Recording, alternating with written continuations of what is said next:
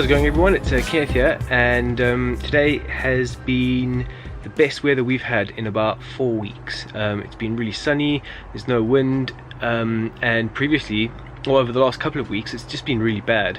You know, constant rain, not very nice outside, miserable, overcast, and that led to me not really being in the garden. And I'm sure you've noticed over the last couple of videos, I've pretty much been inside, and because of that, a lot of weeds started coming up. So the garden was covered, basically, just weeds everywhere. So I've spent this morning kind of just going through everything, pulling out most of them.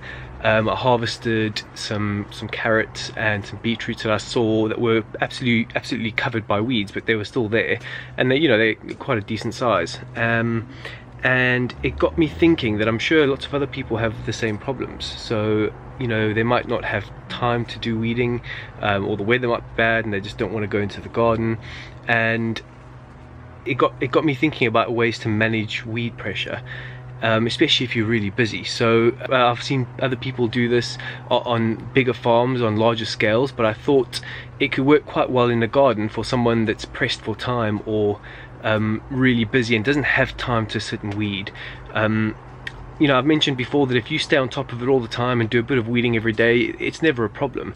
But, you know, if you want to go away on holiday for 2 weeks, or if the weather's really bad, you can't weed every day, obviously. So you get to the point where, you know, the weeds grow really quickly, overgrow everything else, and you risk losing some of the crops that you have.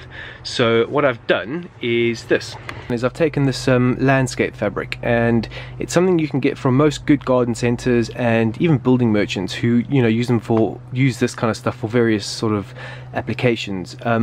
But what I've basically done is folded it over a couple of times, and very crudely, as you can see over here, is cut some holes in it. And what I will do is plant some Kylon stem broccoli. So I've basically, you know, put 9 little seedlings in the holes, you know, put a bit of compost and sort of soil and dirt around them, and you know, that's it. So hopefully that'll prevent too many weeds sort of you know, coming through if I don't have time to come and weed here all the time. And this landscape fabric, you know, could serve another purpose. So if you think about it, if you live in a really hot climate, it's a good idea to put mulch around all your plants. And, you know, people use grass, straw, hay,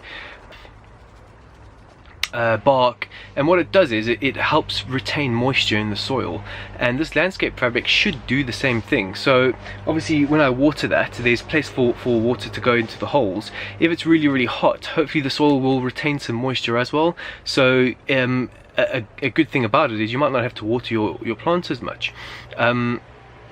So, you know, if you have an allotment, for example, that you can only get to once a week or once every 10 days, if you use some landscape fabric to put some plants in the ground, you don't have to worry about weeding so much, and any moisture that's in the soil will stay there if it's really hot.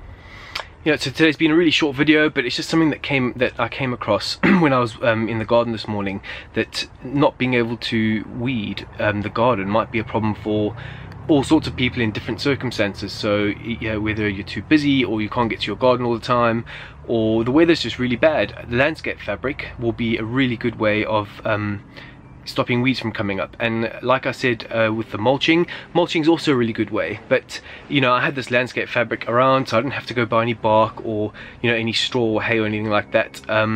So I thought I'd use it. I hope you find it useful. What's wrong, Pepper? I can't believe I'm going to say this, but Pepper is afraid of another cat. Can you handle it? So Ralph was fighting with another cat in the garden, and Pepper got a bit freaked out. Anyway, I hope you guys find this useful, and if you come into the problem with not being able to weed, this is just one suggestion that I think could be helpful. It's probably slightly cheaper than having to buy bark, which can be quite expensive. If you guys want to carry on watching these videos, please subscribe now, that would be great. And if you could share this video with your friends and family, that would be awesome. I will see you guys next week. Have a good week.